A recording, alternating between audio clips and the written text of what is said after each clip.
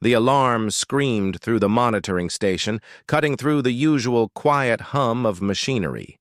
Fleet Commander Zalthor's 4 eyes snapped open as he jerked awake at his desk. His scales rippled with irritation as he slapped the silence button with one clawed hand.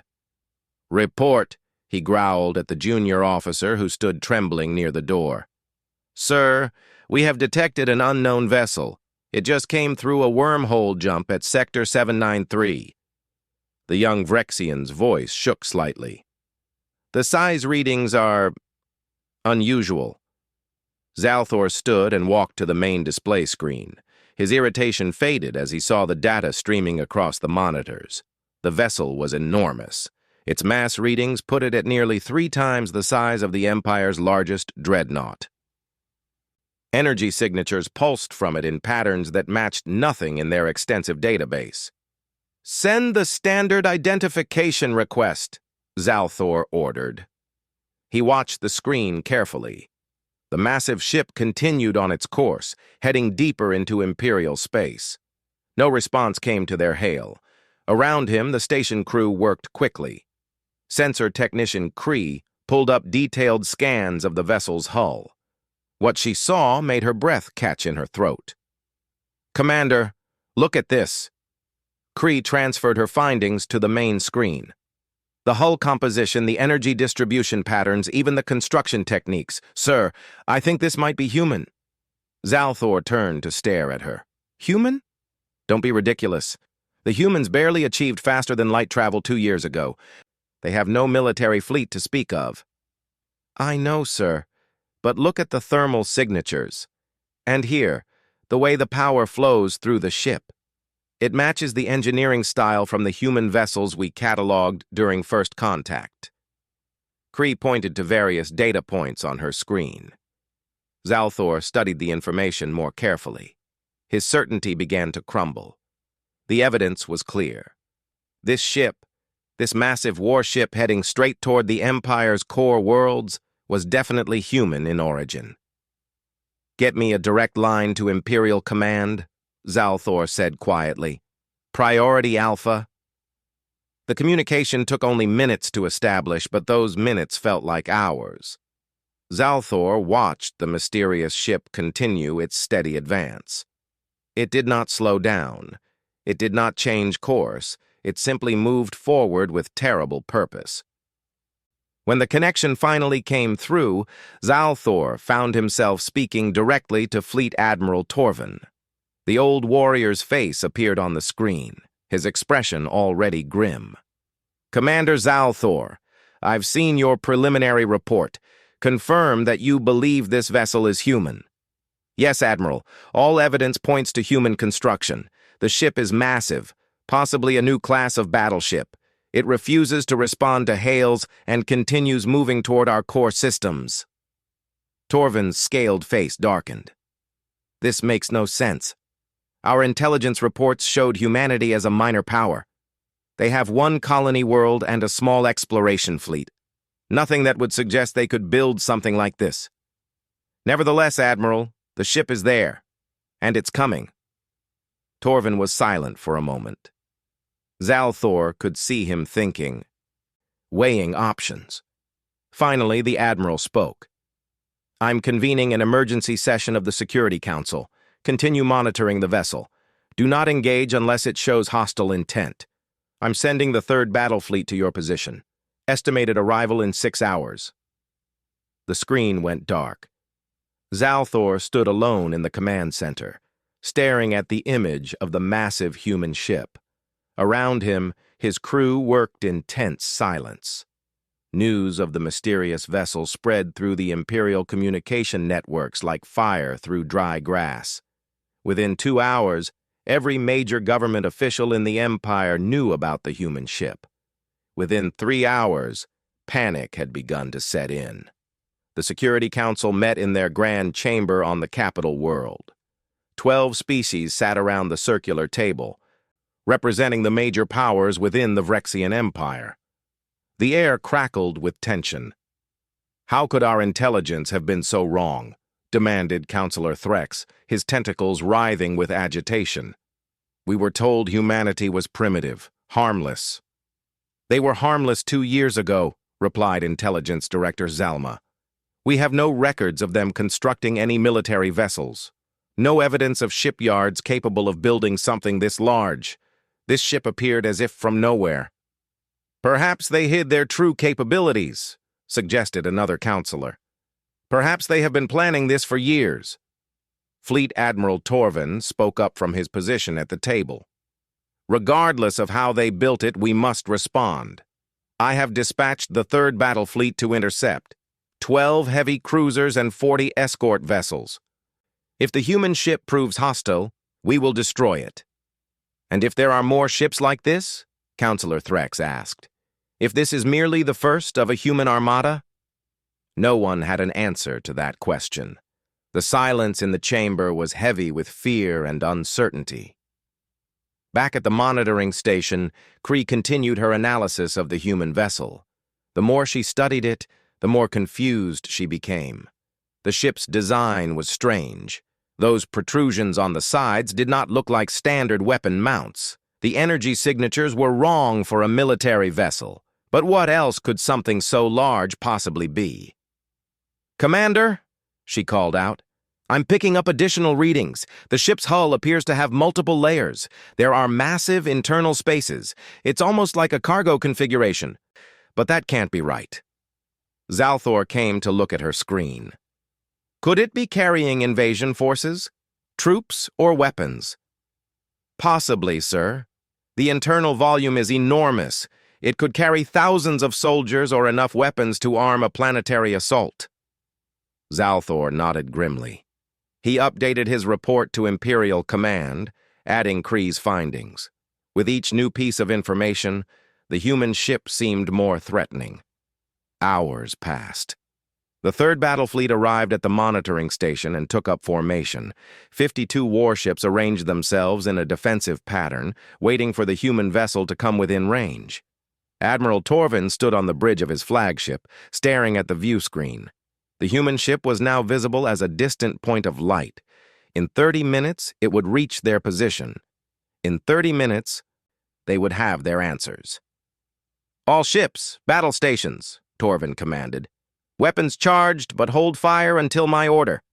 Communications, continue sending identification requests to the human vessel." The crew worked with practiced efficiency. Torvin had fought in 17 major engagements during his career. He had faced enemies more technologically advanced than the Rexian Empire, but he had never felt quite this level of uncertainty before. The human ship came closer, still no response to their hails. Still no change in speed or direction. It simply moved forward, massive and silent and terrifying in its unknown purpose. Torvin's communication officer spoke up. "Admiral, still no response from the human vessel. It will reach weapons range in 5 minutes." "Understood." Torvin straightened in his command chair. "Prepare to fire warning shots across their bow. Maybe that will get their attention." The minutes ticked away. The human ship grew larger on the view screen. And throughout the Vrexian Empire, billions waited to see if this was the beginning of a war that no one had expected. The 3rd Battle Fleet hung in space like a wall of metal and firepower. Admiral Torvin watched the human vessel approach on his main view screen. Even at this distance, its size was impressive. The ship dwarfed his flagship, casting a shadow that seemed to swallow light itself. "Distance to target?" Torvin asked. "Entering weapons range now, Admiral," his tactical officer reported. "Fire warning shots. Standard pattern across their bow. Let's see if we can get their attention." The fleet's forward guns lit up the darkness. Brilliant streams of energy lanced across the void, passing just ahead of the mysterious human ship. The shots were perfectly aimed to miss by a safe margin while making the message clear. Stop or face consequences. The human vessel did not slow down. It did not turn. It did not even acknowledge the warning in any way. It simply continued forward on its original heading as if the entire Vrexian battle fleet did not exist. Torvin felt a chill run down his spine. This was wrong. Even the most arrogant military commander would respond to a warning shot. Silence meant either supreme confidence or a trap. Neither option was comforting. "Send another message," Torvin ordered. "All frequencies. Tell them this is their final warning. Turn back or we will open fire." The communications officer worked quickly, broadcasting the message in every language the Empire knew, including the limited human languages they had on file. The message repeated over and over, filling the space between the two forces with urgent warnings. Still nothing. The human ship maintained its course and speed. Torvin could see its hull more clearly now. Strange protrusions extended from the sides like weapon emplacements. Heavy armor plating covered its surface. Massive engines glowed with barely contained power. Everything about the vessel spoke of military purpose. "Admiral, Imperial Command is requesting an update," his first officer said quietly. Torvin did not take his eyes off the screen. "Tell them the human vessel refuses to respond or alter course. Tell them I am preparing to engage." He did not want to fire first. In his 17 major battles, Torvin had never been the aggressor. But he had his orders. The Security Council had been clear. If the human ship refused to turn back and showed hostile intent, he was authorized to use all necessary force. "All ships, target the human vessel's engines and weapon systems," Torvin commanded. "Prepare to fire on my mark." Across the fleet, weapons locked onto their targets. 52 warships aligned their guns with mathematical precision. Enough firepower to crack a moon focused on a single target. Torvin raised his hand, preparing to give the final order. Then he paused. Something felt wrong about this entire situation. The humans had always been peaceful during their limited contact with the Empire. Why would they suddenly send a warship deep into Imperial space? What could they possibly hope to gain? "Sir," his tactical officer interrupted his thoughts. "The human ship will pass our position in 3 minutes if it maintains current speed. After that, it will be heading directly toward the Helios colonies." Decision time. Torvin could let the ship pass and follow it, hoping to learn more about its intentions, or he could stop it here before it could threaten civilian populations. His duty was clear. All ships, open fire. The Third Battle Fleet unleashed its weapons in a coordinated strike. The void between the ships and their target filled with deadly energy. Missiles streaked forward alongside particle beams. The barrage was beautiful and terrible, a display of the Empire's military might. Meanwhile, aboard the human vessel, Captain Min Jun Park was having a very bad day. He floated in zero gravity in the main engineering section, helping Chief Engineer Sarah Okonkwo repair the communications array. "Try it now," Sarah called out from inside the access panel. Min Jun pressed the activation button. Nothing happened. He sighed and made a note on his tablet. "Still dead. What about the external sensors?" "Those are fried, too. Whatever happened when we came through that wormhole really messed up our systems." Sarah pulled herself out of the panel, her dark skin glistening with sweat, despite the cool air. "We're basically flying blind right now. How long until you can fix it?" "Give me another hour for communications. The sensors might take longer. Good thing we're just on a straight course to Tellus 4. Nothing out here to run into." Min Jun nodded and checked their navigation display. It still worked, showing their position and course. Everything looked normal. They were on schedule to reach the Vrexian colony world in 2 days. The people there were counting on them. "I'll be on the bridge," Min Jun said. "Let me know the moment communications are back online. We need to check in with Vrexian traffic control." He pulled himself through the corridors of the massive ship using handholds. Around him, the rest of the crew went about their duties. 47 people, all volunteers, all committed to their mission. Doctors, engineers, agricultural specialists, and support staff. Not a single soldier among them. The bridge was a compact space compared to the ship's overall size. Most of the vessel was cargo holds and living areas. Min-jun settled into his command chair and reviewed their status reports. Food supplies secure, medical equipment undamaged, terraforming machinery operating within normal parameters. Everything they needed to save thousands of lives was intact and ready. "Captain, I'm getting some strange readings from the navigation computer," said Junior Officer Chen from her station. "It looks like there might be some ships nearby, but without the external sensors working, I can't confirm." "Probably just ghost signals from the damaged systems," Min-jun replied. "Keep monitoring it, though. Sarah says she'll have sensors back online soon." At that exact moment, the Third Battle Fleet's weapons struck the Unity's Promise. The first impacts hit the outer hull with devastating force. Explosions rippled across the ship's surface. Metal screamed and tore. Massive sections of the exterior hull ripped away, spinning off into space. On the bridge, the crew was thrown from their seats as the ship shook violently. Alarms screamed. Emergency lights flashed red. Min-jun grabbed his armrest with both hands, his heart hammering in his chest. "What's happening?" he shouted over the noise. "Hull breaches on decks 5 through 12, Chen yelled back, her fingers flying over her console. "We're being attacked!" "Attacked? By who?" Another barrage struck the ship. This time, Min-jun could feel the impacts through the deck plates. The Unity's Promise was a civilian vessel. It had no shields, no armor beyond standard hull plating, no weapons. It was as defenseless as a child. "Emergency bulkheads are sealing," Sarah's voice came over the internal communication system. "We've lost cargo section C through F, multiple breaches in the outer hull. Captain, we need to stop." Min-jun's hands moved automatically to the controls. He began the emergency shutdown sequence for the main engines. The massive ship started to slow, but it would take time. Ships this large did not stop quickly. "Chen, get communications online now. I don't care if you have to reroute through the coffee maker. We need to talk to whoever is shooting at us." "Working on it, sir." Another impact. Min-jun watched his status board light up with damage reports. They were being torn apart.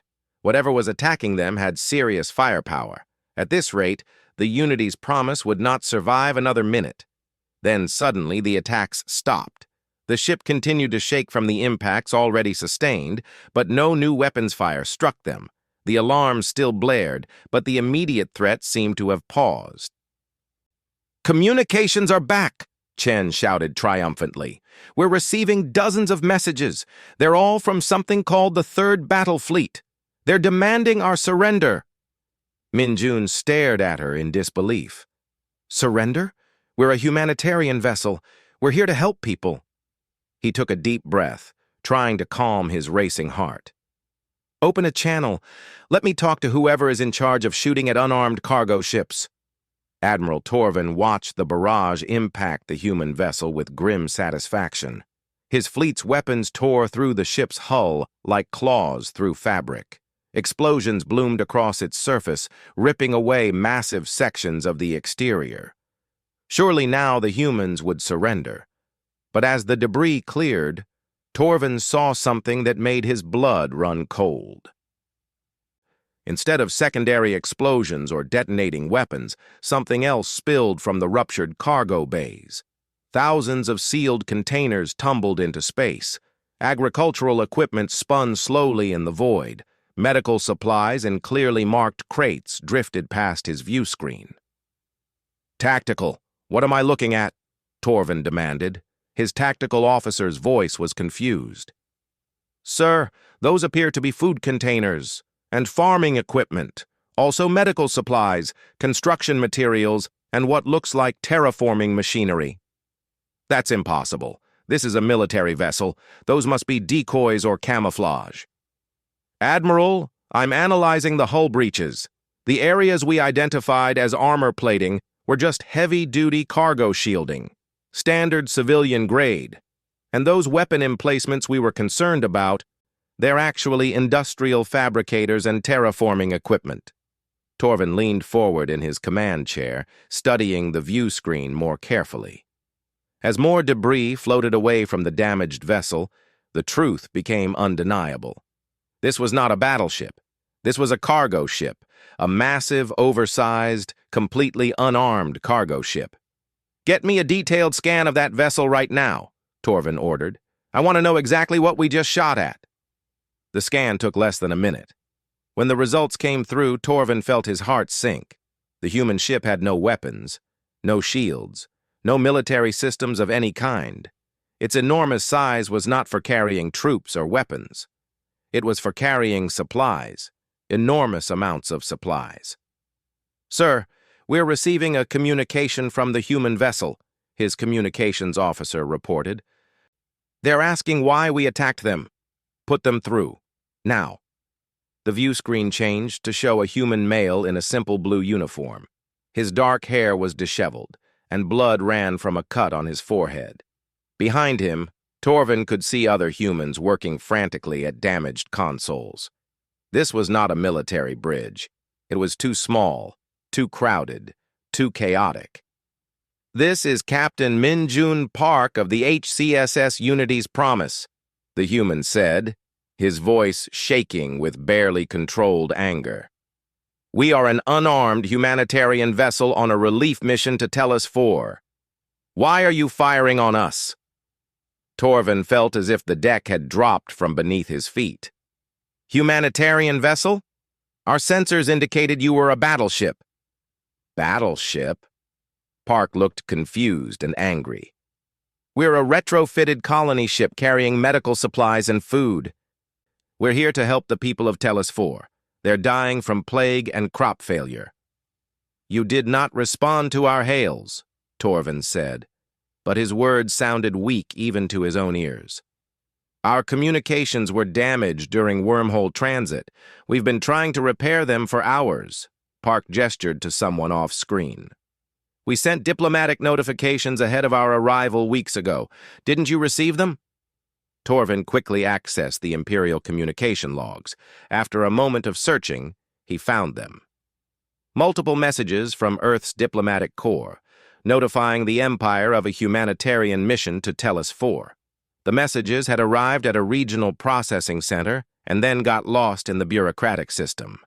No one had forwarded them to military command. "I see the messages now," Torvin admitted quietly. "They were not delivered to the proper departments. We had no knowledge of your mission." "So you just started shooting?" Park's voice rose. "You saw a ship you didn't recognize, and your first response was to try to destroy it?" A new voice joined the conversation. A human woman pulled herself into view behind Park. "Captain Park, we have casualty reports. No deaths, thank the stars, but we have 17 injured from the attack. And we've lost 40% of our medical supplies. They were in the cargo sections that got hit." Park closed his eyes for a moment, and Torvin saw the pain on his face. When the human captain opened his eyes again, they were filled with a cold fury that was more intimidating than any weapon. "Admiral, those supplies were meant to save thousands of lives. People are dying on Tellus 4 right now. While we speak, every day we're delayed means more deaths. Every container you destroyed was food for starving families or medicine for sick children." Torvin had no response. What could he say? The truth was simple and terrible. He had made a catastrophic mistake. He had seen a large ship, assumed it was a threat, and attacked without proper verification. And now people would die because of his error. Around Torvin, his bridge crew worked in uncomfortable silence. They had all seen the cargo spilling from the damaged vessel. They knew what they had done. Sensor Technician Cree spoke up from her station, her voice small. "Admiral, I'm calculating the value of the destroyed supplies. Based on current market rates and the estimated population of Tellus 4, the destroyed cargo represents approximately 6 months of food for the colony and enough medicine to treat the plague epidemic." Torvin felt sick. "Captain Park, I apologize for this terrible mistake. My fleet will provide whatever assistance you need to repair your vessel." "Your apology doesn't bring back those supplies, Admiral," Park said bitterly. Do you have any idea what my crew gave up to make this mission happen? Earth is still recovering from our own resource shortages. We pushed our economy to the limit to gather these supplies, and you just destroyed months of work in minutes. Chief Engineer Sarah Okonkwo appeared on screen next to Park. Captain, I have the damage assessment. We can repair most of the hull breaches with our onboard materials, but it will take days, maybe a week. The people on Tellus 4 don't have a week. Park nodded slowly. He looked back at Torvin. We need immediate assistance repairing our hull. We also need to salvage as many of the supplies as possible from the debris field, and we need safe passage to Tellus 4. You will have all of that, Torvin promised. My entire fleet is at your disposal. Why should I trust you? You just tried to kill us. Because I made a terrible mistake and I want to make it right. Torvin stood from his command chair. Captain Park, I have fought in many battles during my career. I have always believed in the honor of the Empire. Today I have brought shame to that honor. Please, allow me to help correct this wrong. Park studied Torvin's face for a long moment. Finally, he nodded. Fine, but your people work under my engineer's direction. And if any of your ships so much as looks at us wrong, we're going to have a serious problem. Understood. Torvin out. The communication ended. Torvin stood alone on his bridge, surrounded by his crew. No one spoke.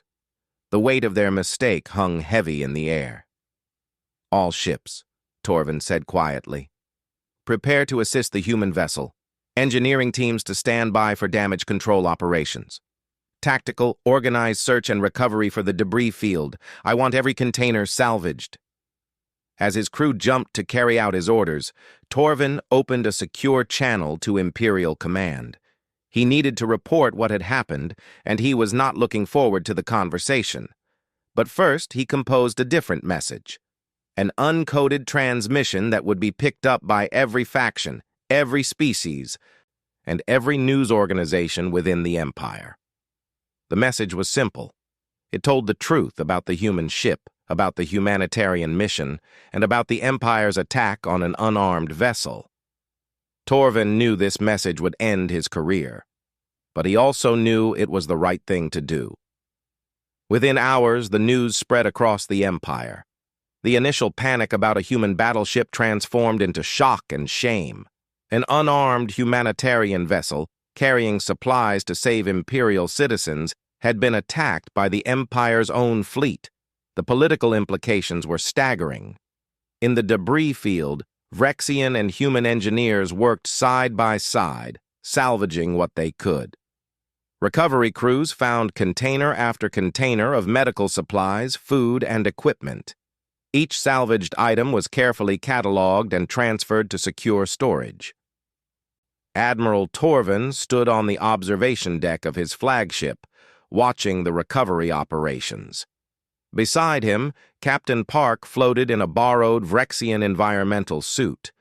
The human had come aboard to coordinate the salvage efforts. I still don't understand, Park said quietly. How could you mistake a cargo ship for a battleship? Fear, Torvin admitted. Your ship was larger than anything we had seen from humanity. The energy signatures were unusual. When you did not respond to our hails, we assumed the worst. You know what assuming does, Admiral. I am learning that lesson very clearly. They watched in silence as another cargo container was carefully retrieved from the void.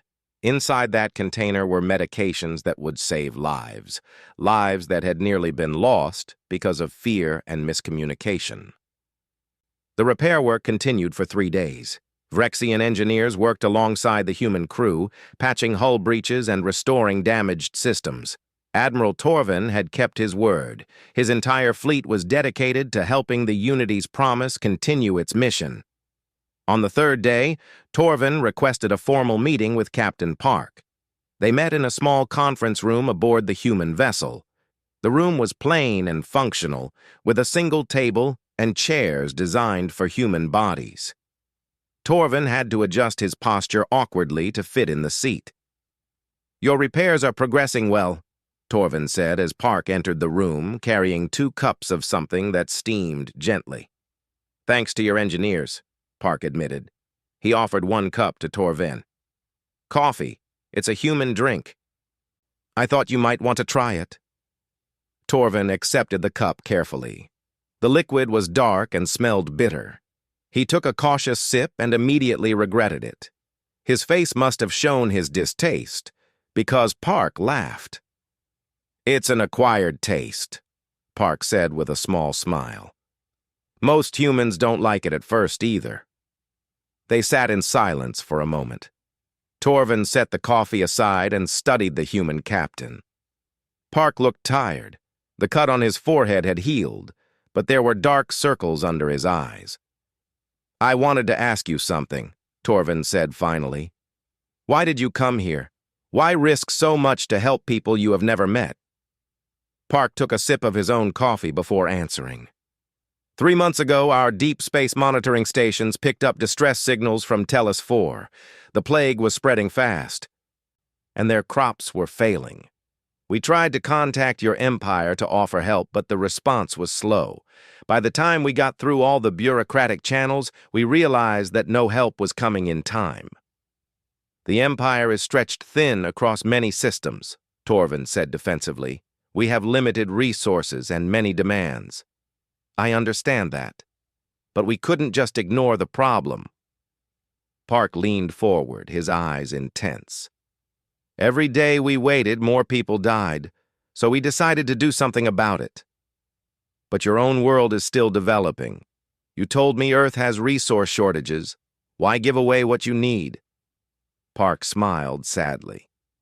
That's exactly why we had to help. We know what it's like to struggle. We know what it's like to face disaster and feel alone. We couldn't let Tellus 4 go through that if we had the power to stop it. Sarah Okonkwo entered the conference room carrying a data tablet. She nodded to Torvin before addressing Park. Captain, I have the final inventory of salvaged supplies. We managed to recover about 70% of what was destroyed. It's not perfect, but it's better than I expected. That's good news, Park said. He looked at Torvin. Your recovery crews did excellent work. Sarah sat down at the table. Admiral, I have to ask, what made you decide to help us after the attack? You could have just left us here. Torvin considered his answer carefully. In my career, I have fought 17 major battles. I have seen countless ships destroyed and many lives lost. But I always believed I was fighting for something honorable. When I realized what I had done to your ship, I understood that I had made a terrible mistake. The only way to maintain any honor was to try to fix it. Honor is important to you, Park observed. It is everything. Without honor, what purpose does a warrior serve? Sarah and Park exchanged a look. Sarah spoke first. Admiral, can I show you something? It might help you understand why we're doing this. She activated her data tablet and projected a hologram above the table. The image showed a young Vrexian child in a hospital bed. The child's scales were dull and patchy, clear signs of the plague ravaging Tellus 4. This is Kelvin, Sarah explained. He's 6 years old. The medical team on Tellus 4 sent this image with their distress signal. When we saw it, we knew we had to help. The hologram changed to show more images. Families struggling with failed crops, medical facilities overwhelmed with sick patients, empty food distribution centers. The suffering was clear and heartbreaking. We started organizing the relief mission the same day we received these images, Park said quietly. It took us 2 months to gather the supplies and retrofit this ship. Every human nation contributed something. People gave up their savings. Companies donated equipment. Scientists worked for free to develop treatments for the plague. Torvin stared at the images. These were Vrexian citizens, his people. And they had been suffering while the Empire's bureaucracy moved at its usual glacial pace. But humans, strangers from a distant world, had mobilized everything they could to help. I don't understand, Torvin said softly. What do you gain from this? What does Earth receive in return? Nothing, Park answered simply. We expect nothing in return. The knowledge that we saved lives is enough. That makes no sense from a strategic perspective. Resources should be used to benefit your own people first. Sarah laughed, but it was not unkind. Admiral, maybe that's where we differ. We believe helping others does benefit our own people. It makes us better. It makes us who we want to be. The hologram changed again, showing the Unity's promise under construction. Torvin watched as human workers assembled the massive ship. The footage showed the pride on their faces, the determination in their movements. This was not a military operation. This was a labor of love. The energy signatures that concerned you, Sarah continued, those came from our experimental faster-than-light drive. We pushed it beyond safe limits to get here faster. We risked the entire ship because we knew every day mattered. Torvin felt something shift in his understanding. He had spent decades viewing the galaxy through a military lens. Power, territory, strategic advantage. These were the currencies that mattered, but the humans operated on a completely different system. You asked why we came here, Park said. It's because we believe that all life has value. Vrexian, human, or any other species. When someone is suffering and we have the power to help, we have a responsibility to act. Even if it costs you greatly? Especially then. The easy thing would be to look away, to say it's not our problem, but that's not the kind of people we want to be. Torvin sat back in his chair, his mind working through the implications. In the Empire, such altruism was viewed as weakness. Resources were carefully hoarded and used only when there was a clear benefit. The idea of giving away so much for nothing in return was alien. But looking at Park and Sarah, Torvin did not see weakness. He saw strength of a different kind, a moral courage that was perhaps more impressive than any military victory. I need to tell you something, Torvin said. After the attack, I sent an uncoded message to the entire Empire. I told them the truth about what happened, about your humanitarian mission, and our mistake. Park's eyes widened. You did what? That could destroy your career. It probably will. But it was the right thing to do. The Empire needs to know the truth. Why would you risk that? Torvin smiled, showing his sharp teeth. Perhaps I am learning from you humans. Perhaps there are some things more important than career advancement or political safety. You risked everything to help strangers. The least I could do is be honest about my own failures. Sarah's tablet chimed. She glanced at it and her eyebrows rose. Captain, you need to see this. We're getting messages from across the Empire. Thousands of them. Park took the tablet and scrolled through the messages. His expression changed from curiosity to surprise to something that might have been hope. What is it? Torvin asked. These are messages from Imperial citizens. They're thanking us for coming to help Tellus 4. They're apologizing for the attack. Some are offering to donate supplies to replace what was destroyed. Park looked up at Torvin with wonder in his eyes. Admiral, your people are good. They just needed someone to show them a different way. Torvin felt an unfamiliar emotion rising in his chest. It took him a moment to identify it. Hope. After decades of war and conflict, here was proof that things could be different. When we reach Tellus 4, Torvin said slowly, I would like my fleet to assist with the relief efforts, if you will permit it. Park smiled and extended his hand. It was a human gesture of agreement. Torvin grasped the offered hand carefully, mindful of his claws. Welcome to the team, Admiral. The combined fleet arrived at Tellus 4 on a gray morning. Captain Minjun Park stood on the bridge of the Unity's Promise, watching the planet grow larger on his view screen. Behind his ship, Admiral Torvin's third battle fleet maintained a protective formation. Communications from the surface, reported Officer Chen. Colony Administrator Velshaw is requesting permission to speak with you directly, Captain. Put her through. The view screen changed to show a Vrexian female. Her scales were dull from stress, and her eyes showed the exhaustion of someone who had not slept well in months. Behind her, Park could see a makeshift command center filled with overworked staff. "Captain Park," Velshaw said, her voice cracking with emotion. "We received word of your mission weeks ago, but then we heard nothing. We thought you had turned back. We thought no one was coming." "We ran into some complications," Park said gently. "But we're here now, and we brought help." "Help? What kind of help?" Park gestured to his tactical display. "We have medical supplies, food for 6 months, terraforming equipment, and agricultural specialists. We also have Admiral Torvin's fleet providing support." Velshaw's eyes widened. "The third battle fleet? I don't understand." "It's a long story.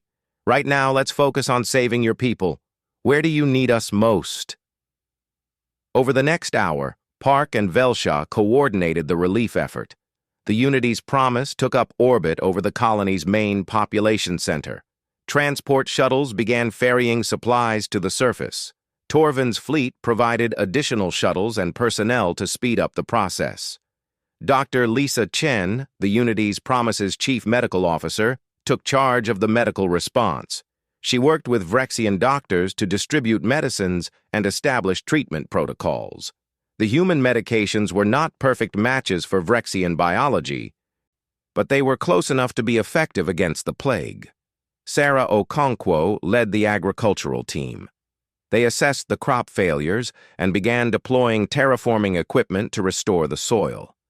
Human agricultural specialists taught Vrexian farmers sustainable techniques that would prevent future failures. On the surface, Administrator Velshaw watched the humans work with amazement. They moved with purpose and efficiency, but also with genuine care. When a young Vrexian child approached one of the human doctors nervously, the doctor knelt down and spoke softly, making the child laugh before administering treatment. Admiral Torvin stood beside Velshaw in the command center. He had come down to the surface to personally oversee the Vrexian fleet's contribution to the relief effort. "I have never seen anything like this," Velshaw said quietly. "They came all this way for people they never met. They expect nothing in return." "I had the same reaction," Torvin admitted. "It has forced me to reconsider many things I thought I knew about the galaxy. The news is spreading across the Empire. Everyone knows what happened. The attack on their ship, your decision to help them anyway, and this relief effort. People are talking about it everywhere." Torvin had seen the reports. The story had captured the imagination of billions across the Empire. News outlets were running constant coverage. Political commentators were debating what it meant for the Empire's future. Some praised the humans. Others criticized the Empire's response, but everyone was talking. More importantly, something was changing in the public consciousness. For years, the Empire had expanded through military might and strategic dominance. The idea of helping others without expecting something in return was revolutionary. 3 days after the relief effort began, Captain Park received an unexpected communication. The hologram that appeared on his bridge showed an ancient Vrexian male in elaborate ceremonial robes. "Captain Park, I am Emperor Jaltaran V. I wish to speak with you directly." Park straightened in his chair, suddenly very aware that he was talking to the supreme ruler of an interstellar empire. "Your Majesty, it's an honor." "The honor is mine, Captain. I have been following your mission with great interest. What you and your people have done here is extraordinary. On behalf of the Vrexian Empire, I offer my deepest apologies for the attack on your vessel." "Thank you, Your Majesty. Admiral Torvin has already apologized and done everything possible to make things right." The Emperor nodded. Admiral Torvin has shown great courage in admitting his mistake, but I wanted to speak with you about something more important than apologies. I want to propose a formal alliance between humanity and the Vrexian Empire. Park hesitated. Your Majesty, I appreciate the offer, but I should be clear about something. Earth is not interested in military alliances or territorial agreements. We're not trying to expand our influence or gain political power. Then what do you want? We want to help people. That's all. The Emperor was silent for a long moment. Captain Park, in my 300 years of life, I have negotiated countless treaties and alliances. Every species, every faction, every group has wanted something: power, territory, resources, protection. You are the first to say you want nothing. We want something, Park corrected gently. We want to build a galaxy where people help each other, where suffering is met with compassion instead of indifference, where different species work together instead of competing. And how would you build such a galaxy? Park glanced at Sarah, who nodded encouragingly. Your Majesty, we would like to propose the formation of the Galactic Humanitarian Consortium, an organization dedicated to providing aid during disasters, coordinating relief efforts, and promoting cooperation between species. Any nation or group that shares these values would be welcome to join. The Emperor's eyes gleamed with interest. Go on. The consortium would be independent of any single government. Its only purpose would be to help people in need. No politics, no territorial claims, no military agendas, just help. You believe this could work? I believe we have to try. Look at what's happening on Tellus 4 right now. Humans and Vrexians working together, saving lives. This could be the model for the entire galaxy. The Emperor considered this carefully. Captain Park, I will agree to your proposal on one condition. The Vrexian Empire will be a founding member of this consortium. We will contribute resources, ships, and personnel. Consider it our way of making amends. Park smiled. We would be honored to have you, Your Majesty. The weeks that followed were transformative. The Galactic Humanitarian Consortium was formally established with humanity and the Vrexian Empire as its founding members. Other species, watching the relief effort on Tellus 4, requested to join. Within 2 months, 12 different civilizations had signed the consortium charter. The plague on Tellus 4 was brought under control. The agricultural systems were restored. What had been a dying colony became a symbol of hope and cooperation. Human and Vrexian families formed friendships. Children played together in the restored fields. Admiral Torvin, as expected, was forced to retire from active military service. But instead of being disgraced, he was offered a position as the consortium's first director of emergency response. He accepted immediately. Captain Park remained on Tellus 4 for 3 months, overseeing the relief effort and helping establish the consortium's first permanent outpost. When it was finally time for the Unity's promise to return to Earth, thousands of Vrexians came to say goodbye. On the last day, Park and Torvin stood together in the agricultural fields outside the main settlement. Around them, crops grew tall and healthy. Children played nearby, their laughter carrying on the wind. Both human and Vrexian children running together without fear or suspicion. I have been thinking about our first meeting, Torvin said. When I saw your ship and assumed it was a weapon. I've thought about that too, Park replied. It's funny in a way. You were right to be frightened. Torvin looked at him in surprise. What do you mean? Park smiled and gestured at the fields around them. The Unity's promise is a weapon, Admiral, just not the kind you expected. It's a weapon against suffering, against despair, against the idea that we have to face our problems alone. You fight a different kind of war. The only kind worth fighting. They watched the children play for a while longer. A young Vrexian girl fell and scraped her knee. Before her parents could reach her, a human boy helped her up and offered his hand. The girl took it, and they went back to playing together. "Do you think this will last?" Torvin asked. "The consortium? The cooperation between our peoples?" "I don't know," Park admitted honestly. "Building something new is always hard. There will be challenges and setbacks. But I think we've proven something important here. We've shown that a different way is possible. And if others don't want to change, then we keep showing them. One mission at a time. One life saved at a time. Eventually, people will see that cooperation is stronger than conquest." The Unity's promise departed Tellus 4 the next morning.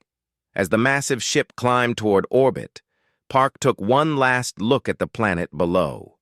The scars of the plague were still visible, but healing had begun. And more importantly, something new had been born here.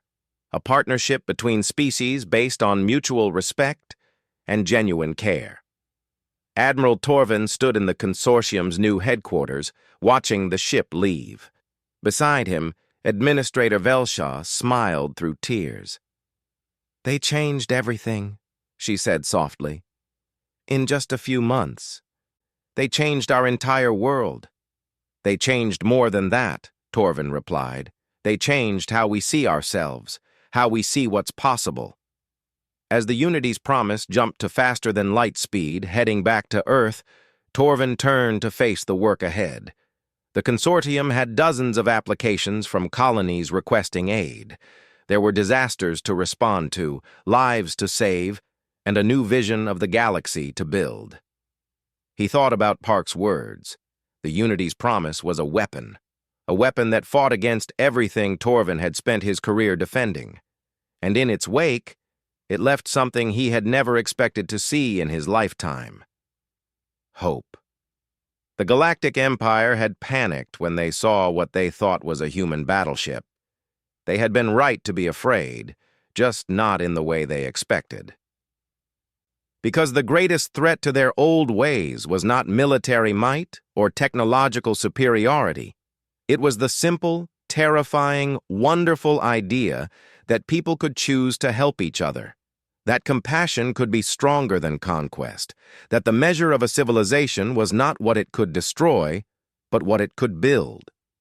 And as word of the consortium spread across the galaxy, that idea became a weapon more powerful than any fleet. A weapon that could not be stopped by shields or armor or military strategy. A weapon called hope.